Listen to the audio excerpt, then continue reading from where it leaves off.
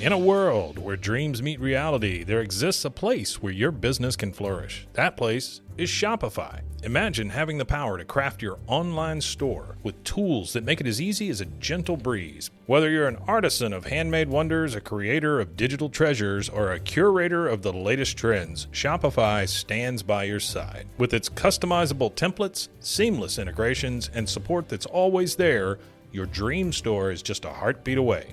Join millions of visionaries around the globe and let Shopify guide you on your journey. Visit roguemedianetwork.com/Shopify. That's roguemedianetwork.com/SHOPIFY. And embark on your free trial. Shopify, where your commerce dreams come to life.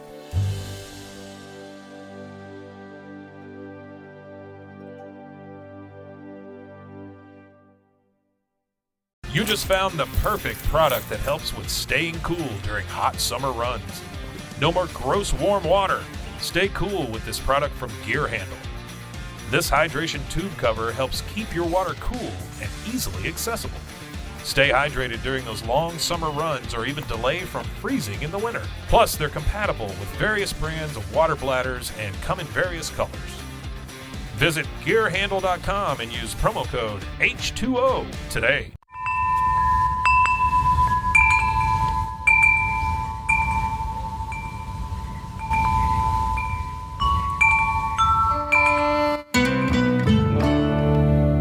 I am Rachel Ruth Tate, and this is Text Astrology. Hello and good day to all listening. Rachel Ruth at your service. Welcome to this week's edition of Text Astrology. In this installment of the show, we are talking about the new moon solar eclipse in Scorpio, happening Tuesday, October 25th, at 5:49 a.m. Central Standard Time at 2 degrees of Scorpio. So we have to start this episode by acknowledging that this lunation, as eclipses in general, is going to be an interruption in regularly scheduled programming. We on Earth usually watch the moon cycle through the sky, waxing and waning between fullness and newness. But sometimes, and most specifically when the moon's orbital plane intersects with the ecliptic or the sun's path, well, then the new or full moon does not happen like normal. There is a break in the continuity of events, emotions, and cycles. An eclipse, a fated break. God only takes the needle off of the record player when we truly must change songs. And with this new moon solar eclipse in Scorpio, perhaps destiny putting on a brand new record is a better analogy. We are not even going to be in the same genre of music as we were before this eclipse. And we are going to immediately feel its effects and the tonal shift. Why and how am I so sure about this, you wonder? Because Venus in Scorpio is sharing the degree of the eclipse at the moment of the eclipse. And Venus in Scorpio is debilitated. She experiences adversity far from her home across the way in Taurus. And the moon, one of the two luminaries involved in this eclipse lunation, the moon is fallen. But remember, the moon is emphasized here because it is the luminary doing the eclipsing.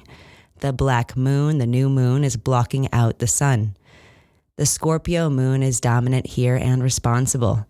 And it's in its depression, literally. So we go from a full moon, a cyclic apex last cycle, big vibes, Jupiter in Aries, Venus in Libra, happy, happy, joy, joy, to a new moon eclipse. Dark, dark, drain, drain, with the hindered moon and bitter Venus in Scorpio blotting out the sun. Wow. Yes, that vibe just got heavy, real quick, in a moment, and in a moment that will likely change everything you're doing and wanting.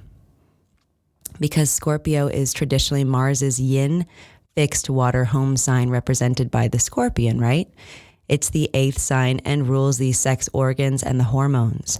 It governs the mysterious processes of our becoming and the inexplicable nature of our desire. And Mars, Scorpio's ruler, is about to station retrograde, slide back, just a few days after this eclipse transpires, meaning the red planet is at a virtual standstill now. We are frozen in place. At least our minds are, since Mars is stopped in the mercurial sign of Gemini. So perhaps we are frozen now internally, sitting in some emotional shit related to how we are getting or not getting what we want out of life. And that's the big key to this eclipse. The honesty we have around our real, deep, actual reasons for doing anything, whether or not we are embodying those reasons now in 2022. Scorpio is Mars's yin. It is internally intuitive and receptive to the core of its fixity.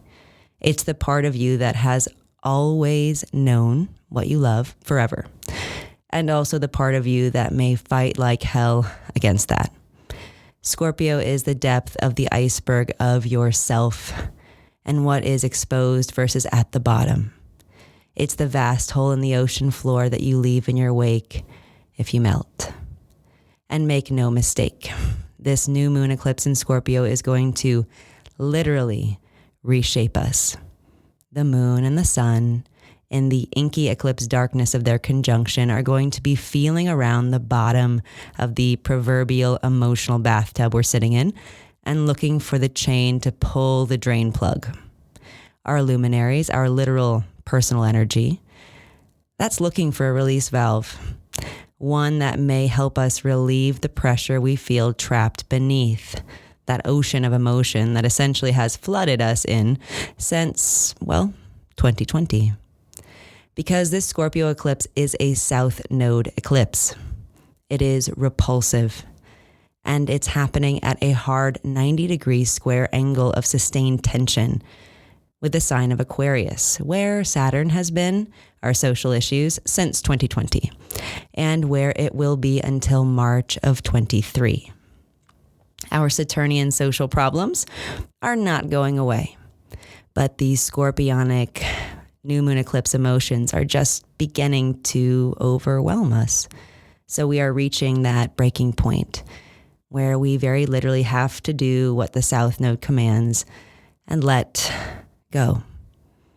The South Node is snakeskin we shed and the habits and patterns and modes of being we leave behind as we move into our destiny manifest in the opposite direction, the way the North Node is pulling us, in this case, into Venus's earthy home sign of Taurus. And there she is again. The Lady Venus herself is ruling the North Node 180 degrees opposite to this Scorpio eclipse, while conjoining the South Node as the eclipse happens. The next moon following this new moon is itself also an eclipse, a full moon eclipse in Taurus. Part 2 of this story of desire, release, and the beauty of surrendering to the inevitable. Speaking of, if I could summarize this new moon solar eclipse in Scorpio conjunct Venus in just a few words, I would call it an education on the terrible beauty of grief. That agony, ecstasy overlap. The beauty of the realization of the depth of love as you sense the immensity of the void of its wake. There is something true about heartbreak that is so universal and so undeniable that it becomes a path to transcendence itself through its sheer veracity. To feel it all is our joy and our burden. There is an intensity about emotional pain that almost makes one more certain one is alive. And in the world that spawned The Matrix, and in which both that movie's formerly male directors are now females, this type of scorpionic felt sense certitude is more than ever needed to cut through the outrageous noise of now. A South Node eclipse means that something has to go. Maybe the bitterness you were justifiably clinging to has to go. Maybe intimate identification with an illness or diagnosis has to go. Maybe the story about victimization and who is at fault for it has to go. Maybe the tendency to center your wounds as your identity has to go. Maybe the toxic habits have to go. Maybe the unhealthy relationships and associations have to go. Maybe the constant self-sabotaging behavior has to go. Maybe the martyrdom complex you've been running to cope has to go. Maybe the stubborn denial of burnout has to go. Maybe forever laboring at the job you hate for money you don't even know what to do with has to go. Maybe the immense economic inequality of society has to go. Maybe doing it like we have always done it has to go. Maybe our naivete to the rampant corruption that rules the Western world has to go. Maybe it's just the simple refusal to feel some feelings that has to go. And it will be time. It's time. It is time. And it won't be easy. It won't be fun. It won't be a walk in the park. But this Scorpio eclipse is that red pill we have to swallow to learn the truth. It's the reality that is hitting us in the chest so hard we lose our wind. It's the moment we start to heal because we know we have to. It is the moment we realize there is no life outside of that choice. We have to heal our hearts, our bodies, our planet. We have to reduce the harm we inflict on ourselves and each other and everything that is. Let this moon be a moment to let it be, accepting the isness as we sit in the shit, not pushing it away, not attacking it as the Scorpio is wont to do, but surrendering to the truth of the nature of existence and the dizzying depths of feeling we are capable of sensing as an inevitable companion to the glorious heights we too can enjoy. And maybe don't plan a whole lot for Monday night and Tuesday morning then, right? If you can help it, of course. New moon solar eclipses call for resting and resetting, for becoming quiet, going dark, literally, and internally processing the material that's there on your mind and heart, the alchemy of shadow work. And that can look however it looks. You'll know the truth of your own personal Scorpio experience by the way it feels. The moon is in fixed water, so even though it's fallen, you should at least have a focused and deep understanding of how much it hurts, even if the meaning of those sensations is slower to emerge. Remember, Mars is slowed to a stop, and it's not going anywhere outside of Gemini until spring of 2023. Nothing will resolve fast. And it's not supposed to. This is the sitting in our stuff moon, remember?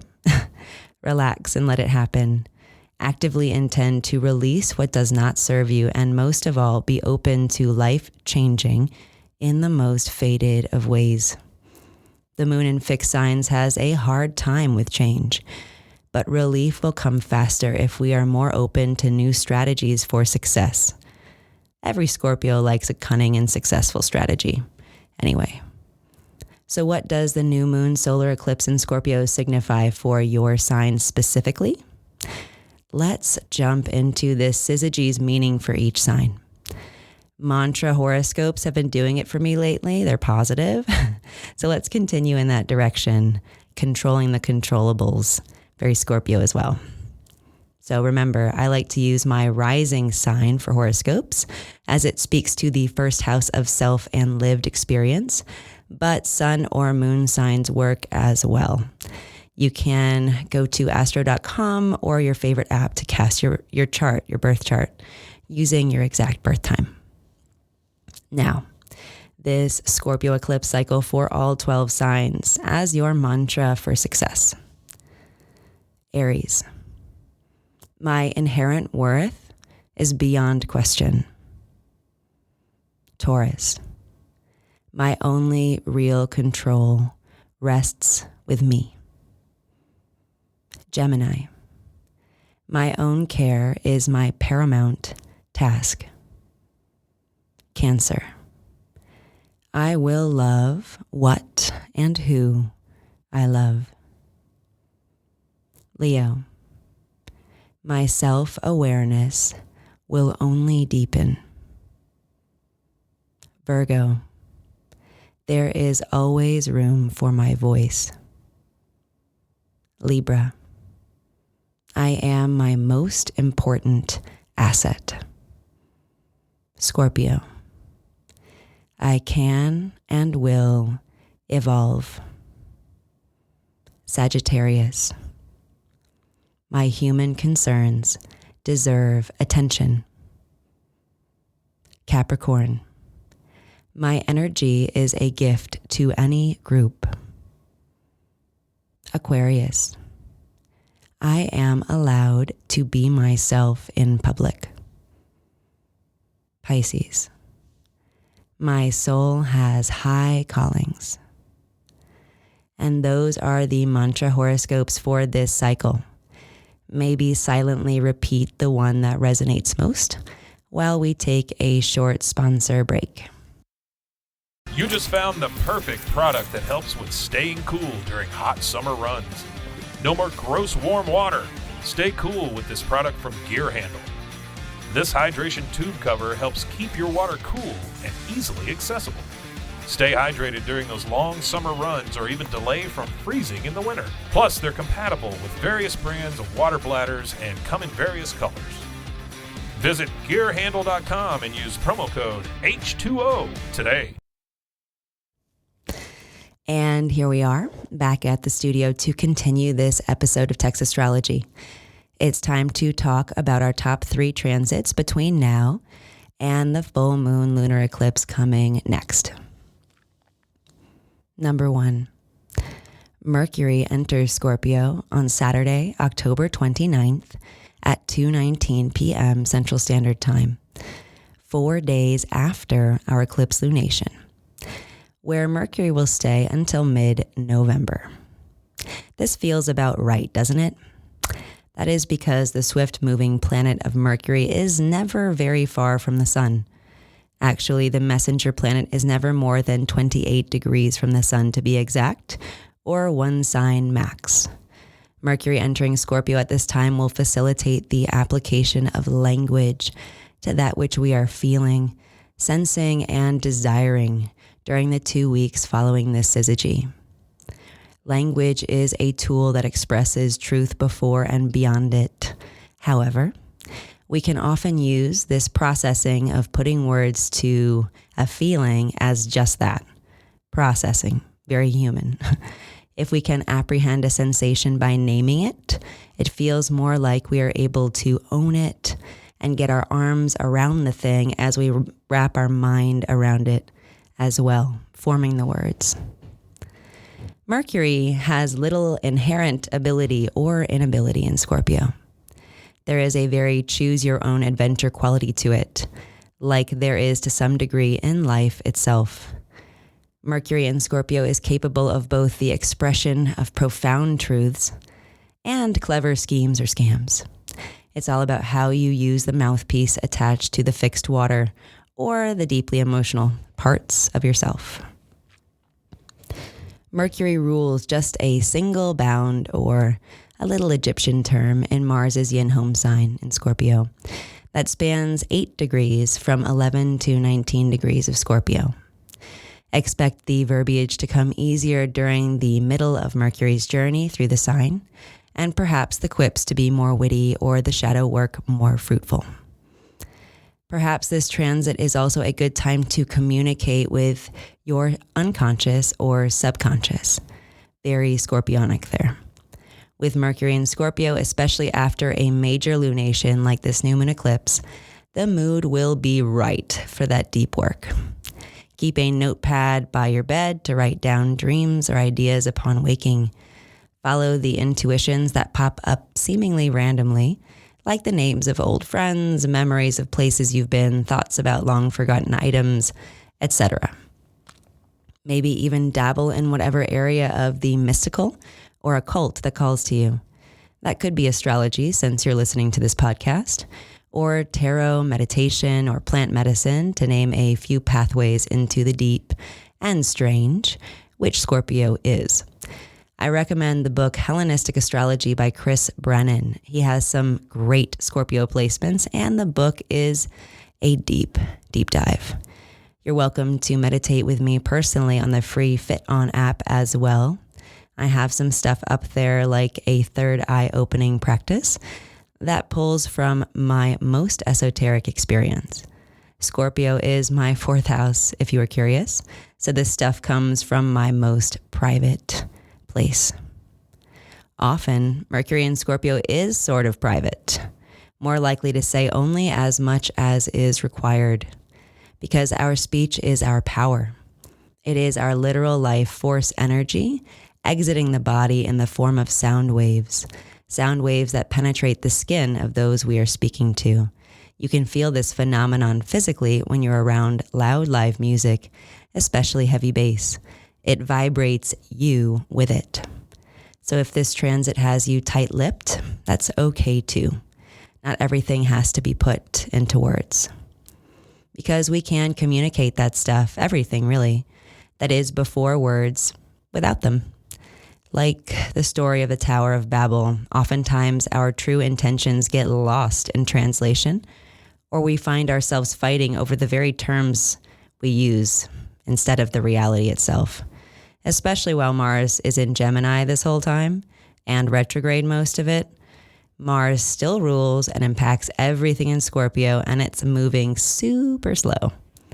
So let your coolest head prevail, be intentional, and know this may be an emotionally or mentally intense time, especially if you've got Scorpio somewhere super potent in your chart, like me with that fundamental fourth house placement.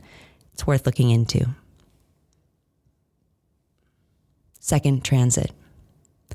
Mars stations retrograde on Sunday, October 30th at 8:21 a.m. Central Standard Time at 25 degrees of Gemini, just one day after Mercury enters Scorpio.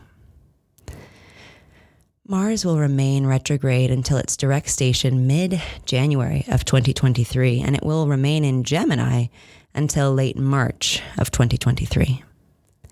It seems to me that the first day of Mercury in Scorpio is going to be preparing us for this. Its ruler Mars is retrograde in Gemini. Our actions will be on our minds, and our minds will be on our actions. Since Gemini and Scorpio don't see each other, they are what's called inconjunct. So Mercury and Mars aren't doing the nice mutual reception thing, even though they are exchanging signs. They are just exchanging signs, but that will link their meanings together. There is a big, why am I doing what I'm doing vibe here with this Mars retro in Gemini. A little side of, what am I supposed to be doing with Mercury in Scorpio?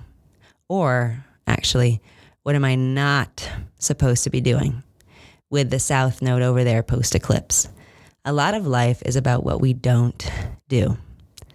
Since Mars, our mechanism for acting or accomplishing, will be retrograde in mutable Aries Gemini, we can be sure we will be asked to make changes with a capital C. Mercury in Scorpio will assist with trying these thoughts on about how to evolve, right, at that deep felt sense level, since that's what fixed water does best, feel out the situation. But Mercury in Scorpio does not like to change. And with Mars still just starting its backward journey through Gemini, moving slow, you can bet we will start on that whole process slowly too. Humans are creatures of habit. Mars retrograde in Gemini is here to challenge that. Maybe we ask ourselves personally, what habits are healthy? What lifestyles are possible? What perceived non-negotiables are actually not? What rules do I not have to follow? And the big one, why should I devote my brain power to this? Why do I right now? On a social level, this Mars retrograde in Gemini is going to feel like literally everything we do is up for debate. Gemini are the twins, the dichotomy, both ends of the spectrum. We are going to see clashes of philosophical and political extremes, challenges to forms of governance, the world may not be able to agree on much or do anything to shift the collective conversation in a more positive or productive direction until Mars heads direct in January. This fall and early winter look a lot like a time for reflection, for changing your mind, for doing things a new way, for editing your priorities list, for slowing down and letting things simmer until they've reduced into ideas concentrated enough to take forward into 2023. Mars retrogrades always slow productivity in the short term, so don't get frustrated. And don't get me wrong, Mars retrograde in Gemini is totally frustrating, but don't get frustrated by the lack of accomplishment. Rather, know you're going as fast as life is allowing and that some course correction may be needed. Some doors will close to put us back on our proper paths. A redirection can be a divine nudge if we're able to see it that way. So get ready for conversations and relations to get kind of crazy between now and January. We may be super busy, or we may feel absolutely stalled. That's Gemini. We may find more problems than we solve, but that's what this season is for. No 2023 after the Mars direct station looks promising. We have to live in hope. Third transit.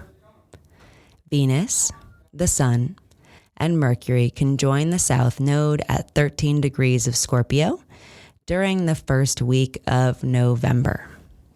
This is kind of a big one. Venus is the first to meet the South Node on Wednesday, November 2nd at 8:38 p.m. The Sun follows and conjoins the South Node on Saturday the 5th at 4:54 p.m. And last, Mercury reaches the South Node on Sunday the 6th at 5:19 p.m., just 2 days before the full moon lunar eclipse in Taurus on November 8th, which will be the topic of our upcoming podcast.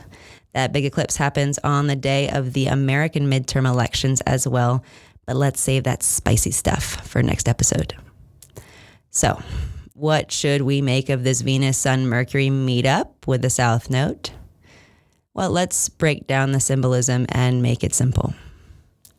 Venus, our personal enjoyment of life, the Sun, our life force itself, and Mercury, our communication of life to the living. Those are all swirling around the karmic drain, the South Node of the Moon. The South Node is that release valve, like I said, that skin shed, or the purging of something. It's a timely clearing out of the area of our lives or the world that it's touching. So in this case, the Scorpio part of the chart.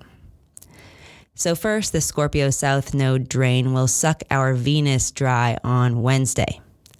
A no fun transit. It will be plain hard to feel good. What usually gives you joy will not feel as satisfying that day. You may even become disgusted with something or someone that you previously were totally enamored of. And it's hump day, middle of the week. So the lead up to and out of this might feel like a total drag. But the reset is required to redirect our desires. Venus in Scorpio, well, one, she doesn't like it there. And two, she has lots of cravings, which can turn into life-disordering obsessions or compulsive behaviors. Scorpio Venus also has to let go of her bitterness and constant trust issues. The world will disappoint us for this moment, but sometimes being let down is what we need to motivate us to get back up. Being uncomfortable means eventually we will get tired of the shit and desire the change we might have resisted. Venus in Scorpio. Anyway, second, the South Node meets the Sun on Saturday, and likely we will feel absolutely drained, unanimated. Literally, the life is being sucked out of us. Good thing it's a weekend, I suppose, because unsunny dispositions will abound, and it's better to keep that out of the workplace. But that reset will allow us to shed something toxic that has held us back from living more, which is always a part of the Sun in Scorpio story.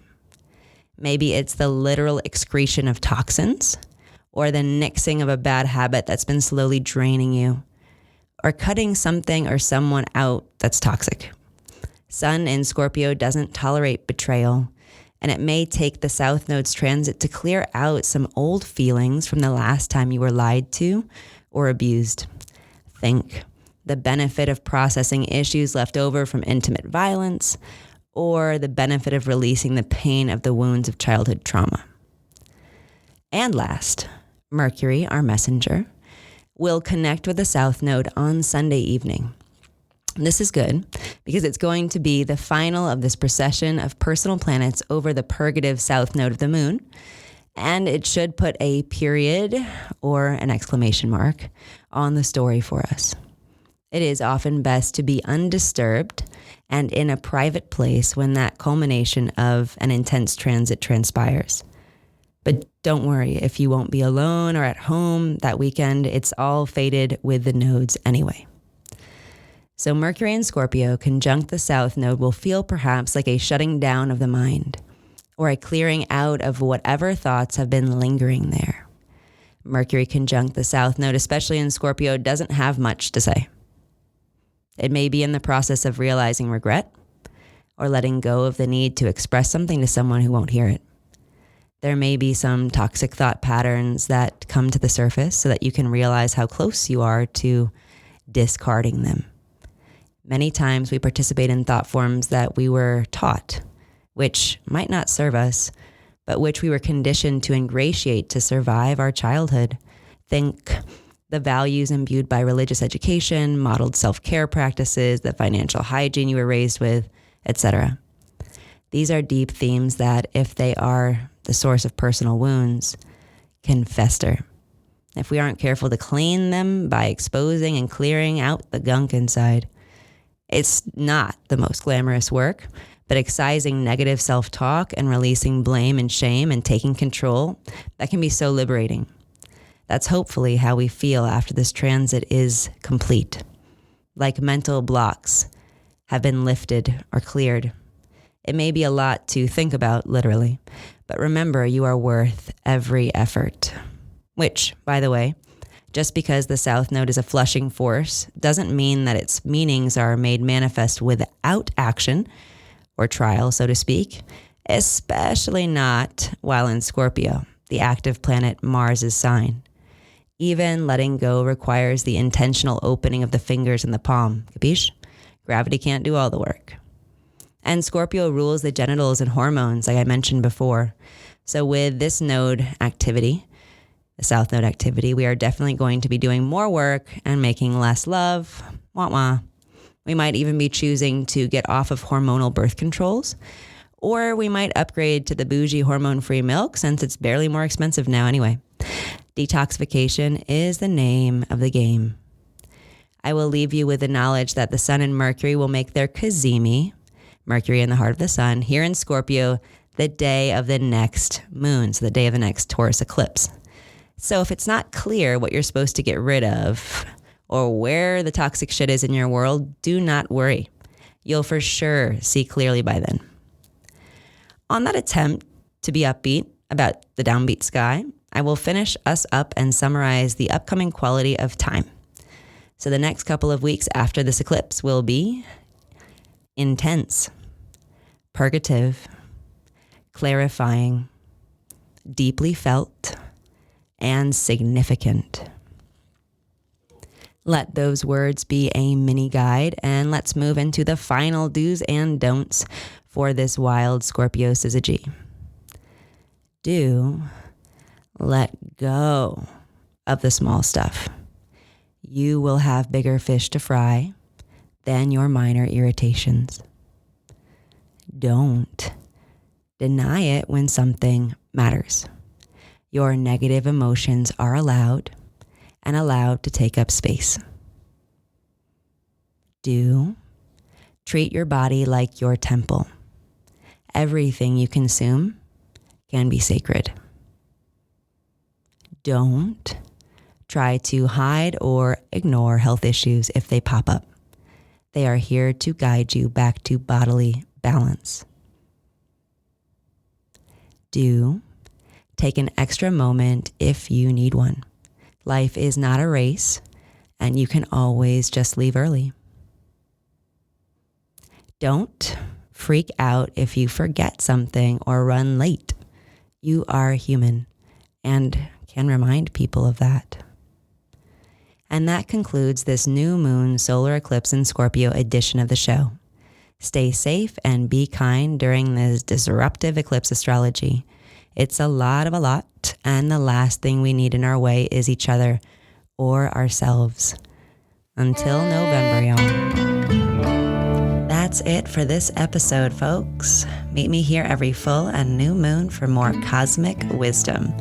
For now, you can find me on Instagram at Rachel Ruth Tate and at Text Astrology, or between the pages of my book, Meditations on Being, available on Amazon and wherever else you purchase books.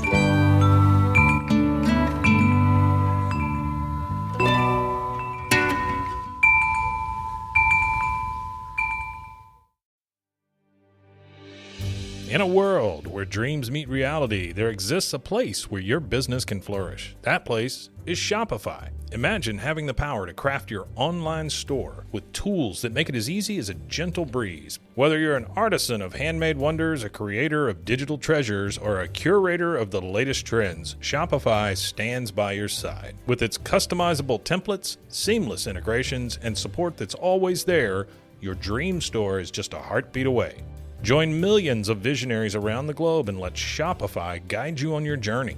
Visit roguemedianetwork.com/Shopify. That's roguemedianetwork.com/SHOPIFY. And embark on your free trial. Shopify, where your commerce dreams come to life.